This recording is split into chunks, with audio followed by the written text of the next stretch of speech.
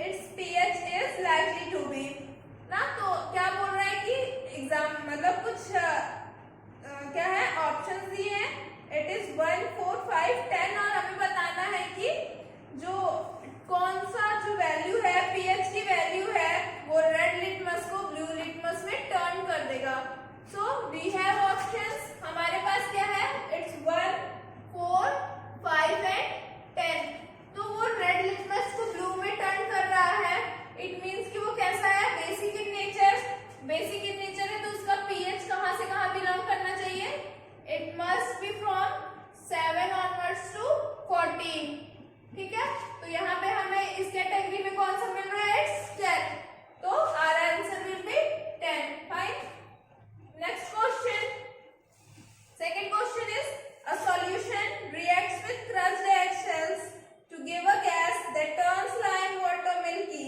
The solution contains, तो क्या बोल रहा है कि crushed eggshells हैं जिसको कि जो कि गैस क्या कर रहा है, it gives a gas। जब हम उसे तो उसमें कौन सा मतलब कौन सा सब्सटेंस मिलाना है हमें बताना है, और वो क्या कर रहा है, it turns the lime water milky। ठीक है, लाइम वाटर को मिल्की बना रहा है, मिल्की, और ये कब होता है, in the presence of CO2। ठीक है, अगर CO2 गैस को हम इसके थ्रू पास कराए तो ये कैसा हो जाएगा, मिल्की हो जाएगा। तो हमारा जो ये होता है क्रश्ड एग सेल्स होते हैं उसमें क्या प्रेजेंट होता है, कैल्शियम कार्बोनेट। तो वो किसके साथ रिएक्ट करेगा, it will react with HCl to produce this gas. Fine, so our answer is HCl. Next, question number 3. 10 ml of a solution of NaOH is found to be completely neutralized by 8 ml of a given solution of HCl. ठीक है, क्या बोल रहा है कि हमें third question क्या बोल रहा है, 10 ml of NaOH ये रिक्वायर, इसको न्यूट्रलाइज करने के लिए कितना रिक्वायरमेंट चाहिए हमें, 8 ml of HCl। फाइन, इतना न्यूट्रलाइज करने के लिए इतना हमें लग रहा है। सो इट इज आस्किंग कि हमें अगर 20 ml of NaOH को न्यूट्रलाइज करना होगा तो ये कितना होगा। So it will be 8/10 into 20। So this is 2 into 8, it is 16। So 16 is our answer. Now let's move to our next question, question number 4. Let's see it. Question number 4 is, which one of the following types of medicine is used for treating indigestion? तो indigestion क्यों होता है, indigestion is due to the increase in the level of acid। तो acid हमारा क्या होता है, जब बढ़ जाता है तो क्या होती है, इंडाइजेशन होता है। तो जो भी मेडिसिन हम यूज करते हैं जो एसिड को न्यूट्रलाइज करते हैं तो उसे हम क्या कहते हैं, it is antacid. So antacid will be our answer. Now next question number 5, it is write word equation and then balance equation for the reaction taking place. ठीक है, हमें बैलेंस इक्वेशन लिखना और वर्ड इक्वेशन को change करना है। So first is our dilute sulfuric acid reacts with zinc granules। तो dilute sulfuric acid it is H2SO4। ठीक है, sulfuric acid plus zinc granules, तो ये हमें क्या दे देगा, it will gives us ZnSO4 plus H2 gas। so here it is a balanced reaction। आप देख सकते हैं क्या है, सारी ही एटम्स, नंबर ऑफ एटम्स क्या है, वो दोनों ही साइड लेफ्ट और राइट साइड में बैलेंस है। So it is a balanced equation, we don't need to balance it. Next is B part, dilute hydrochloric acid reacts with magnesium ribbon. ठीक है, डाइल्यूट हाइड्रोक्लोरिक एसिड किसके साथ react कर रहा है, मैग्नीशियम रिबन के साथ। तो ये हमें क्या देगा, it will gives us MgCl2 plus H2। So here we have to balance, यहाँ पे कितना Cl कितने, 2 है, यहाँ पे 1 है, हाइड्रोजन भी 2 है, तो we will multiply with it 2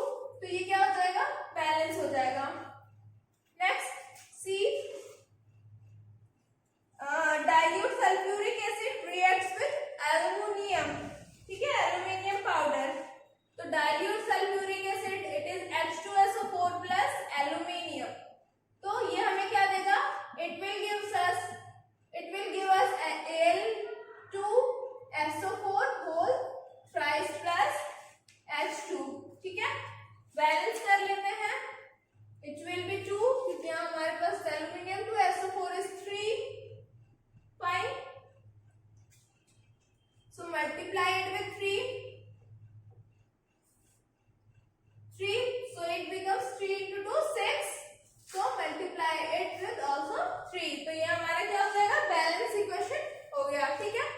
next D part is dilute hydrochloric acid reacts with iron fillings।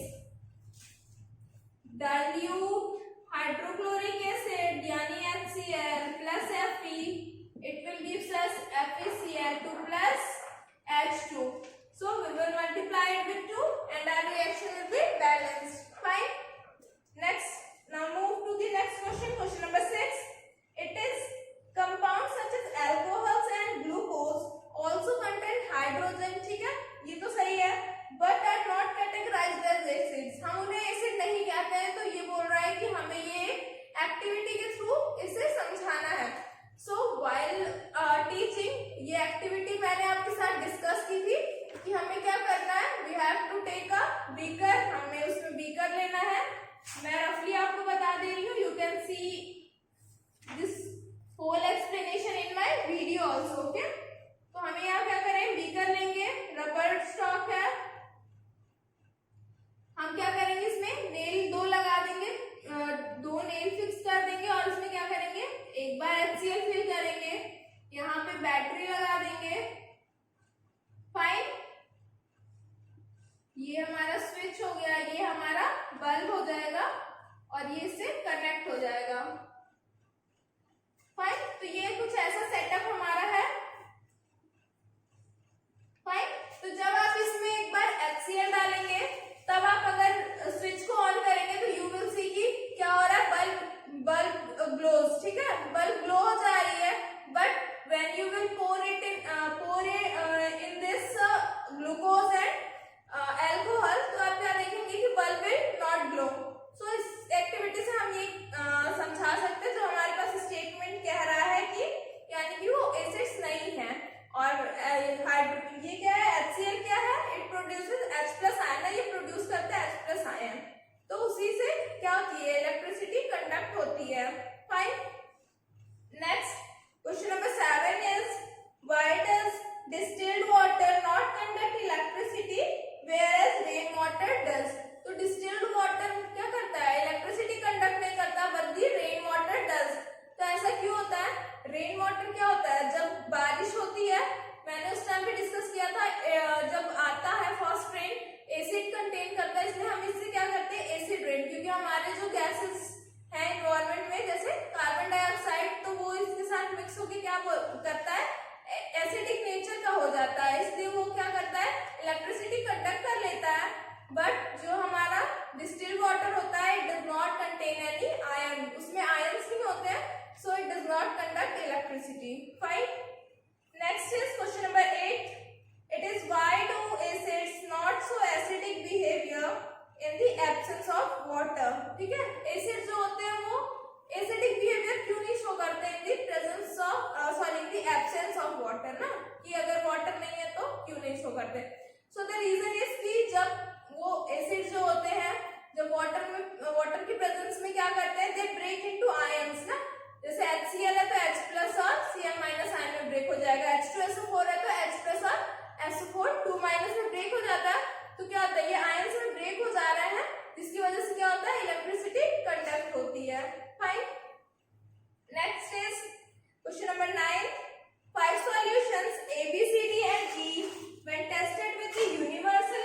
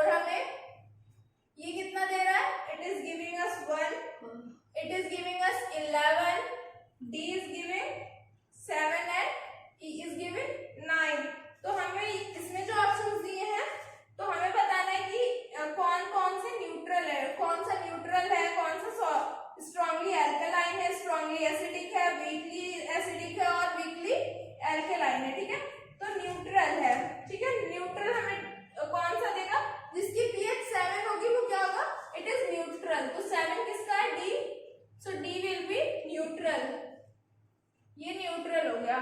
Fine. Next is strongly alkaline. Strongly alkaline कौन सा हो जाएगा? स्ट्रांग एल्कलाइन है तो उसका पीएच कितना होना चाहिए? पहले तो एल्कलाइन, एल्कलाइन का 7 से 14, ठीक है, मतलब 7 के बाद, नॉट 7 नॉट इंक्लूडेड, क्योंकि 7 पे क्या हो जाएगा? न्यूट्रल हो जाएगा। इससे पहले वाले जितने भी होंगे, ठीक है, इससे पहले वाले फ्रॉम 0 to 7 यहाँ भी नॉट इंक्लूडेड है ना। 0 से 7 वाले ये कैसे हो जाएंगे? ये एसिडिक होंगे, ये बेसिक होंगे।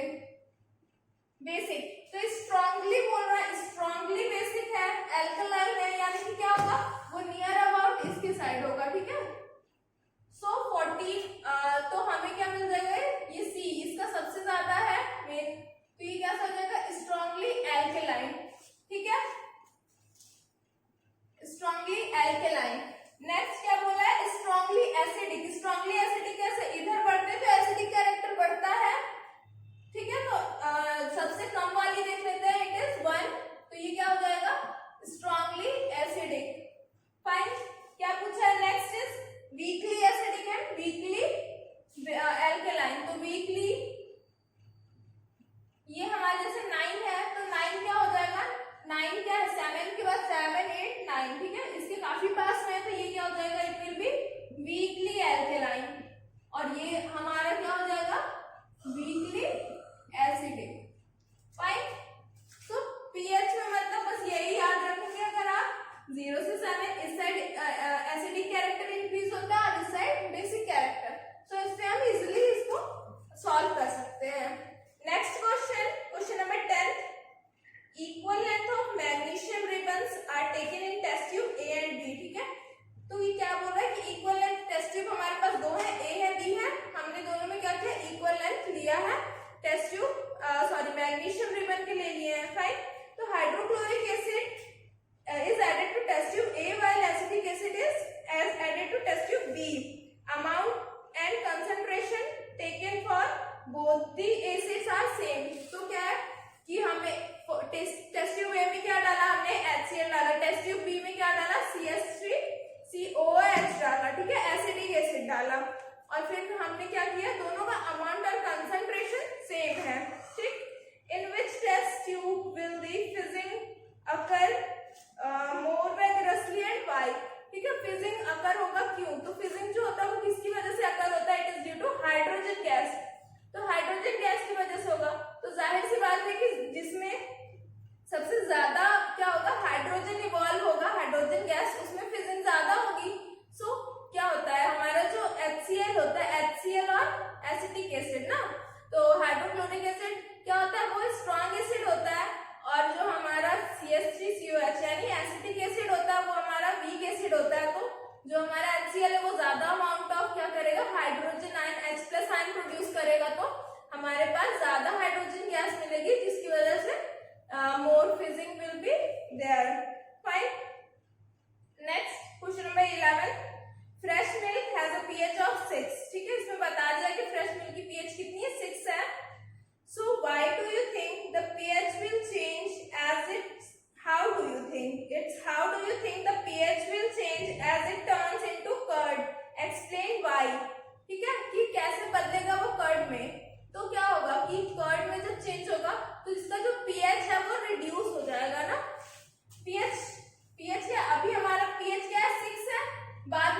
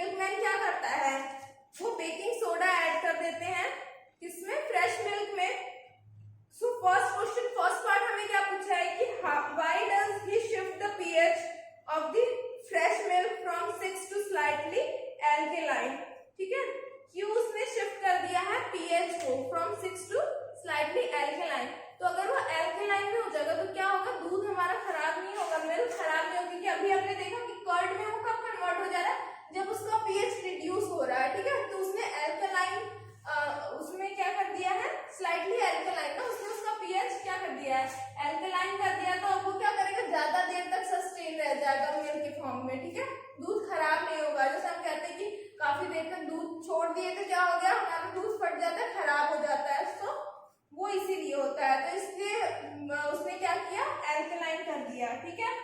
Next part is why does this milk take a long time to set a curd. तो अब उसे टाइम मिल गया, वो एल्कलाइन कर दिया, तो अब क्या होगा, यहाँ से इधर कन्वर्ट होने में और भी ज्यादा टाइम लगेगा। पहले 6 था, अब उसने और एल्कलाइन कर दिया था, अब यहाँ से इधर रिड्यूस होने में और भी टाइम लगेगा, सो इसलिए वो ज्यादा देर तक खराब नहीं होता है। Fine. Next is question number 13, plaster of Paris should be stored in a moisture proof container, ठीक है, प्लास्टर ऑफ पेरिस को मॉइस्चर फ्री कंटेनर में रखना चाहिए। ऐसे क्यों है, क्यों, क्योंकि हमने देखा था अगर हम क्या करेंगे, उसे मॉइस्चर की प्रेजेंस में ला देंगे प्लास्टर ऑफ पेरिस को, तो वो क्या हो जाएगा, इट विल बी हार्ड ना, वो कन्वर्ट हो जाएगा जिप्सम में। फाइन, तो वो क्या हो जाएगा, इट विल बिकम हार्ड, कड़ा हो जाएगा, इसलिए हमें क्या है, उसे मॉइस्चर से टच में नहीं आने देना है। Fine. Question number 14 is what is the neutralization reaction, give 2 examples. तो न्यूट्रलाइजेशन रिएक्शन क्या होता है, न्यूट्रलाइजेशन कब होगा, when the acid react with base, ठीक है, जब एसिड बेस से रिएक्ट करेगा तो न्यूट्रलाइजेशन रिएक्शन टेक्स प्लेस। तो उसका हम एग्जांपल क्या सिंपल सा ले लेंगे, HCl एंड NaOH, ठीक है, we will see HCl plus NaOH, it gives us NaCl plus H2O। तो ये हमारा क्या होगा, न्यूट्रलाइजेशन रिएक्शन हो गया, ठीक है। एक हम क्या देख लेंगे, MgOH whole twice plus Na2CO3, it will give, so sorry, it is H2CO3, ठीक है, तो हमारे पास क्या है, MgOH whole twice plus H2CO3, it will gives us MgCO3 plus H2O, so we will balance it, Mg एक है यहाँ पे, C is, it is CO3, H2 and O is, sorry, H यहाँ पे हमारे साथ पास कितना है, 2 and 2 4, it is 4, multiply with it 2, we will get, ठीक है, ये हमारा बैलेंस हो गया रिएक्शन। फाइन, तो ये हमारे पास 2 एग्जांपल्स हो गए न्यूट्रलाइजेशन रिएक्शंस के। Next last question is are give 2 important uses of washing soda and baking soda. तो वॉशिंग सोडा और baking soda. So first is it can be used as electrolyte, ठीक है, इसको हम इलेक्ट्रोलाइट की तरह यूज कर सकते हैं, और दूसरा क्या, क्लीनिंग एजेंट की तरह, क्लीनिंग एजेंट, ठीक है। बेकिंग सोडा को हम किसकी तरह यूज कर सकते हैं, ये हम इससे क्या, टू फाइंड द एसिडिटी और acidic nature you can say of soil, ठीक है, कि कितना हमारा जो सॉइल है वो कितना एसिडिक है। अगर बबल्स फॉर्मेशन ज्यादा हो रहा है तो it is more acidic. Fine. और दूसरा तो यू नो कि बेक करने में भी यूज होता है इन फूड्स, ठीक है, फूड में यूज कर सकते हैं, और यू कैन से किसमें, preparation of baking powder, also baking powder. तो काफी सारे यूजेस हैं, ये मैंने about baking soda and washing soda हमने और भी पढ़ा था, क्या पढ़ा था, सोडियम हाइड्रोक्साइड, सबके एप्लीकेशंस पढ़े थे।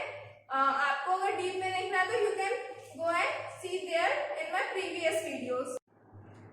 So in our next video we will discuss about the chapter number 3, that is metals and non-metals. Thank you, keep watching.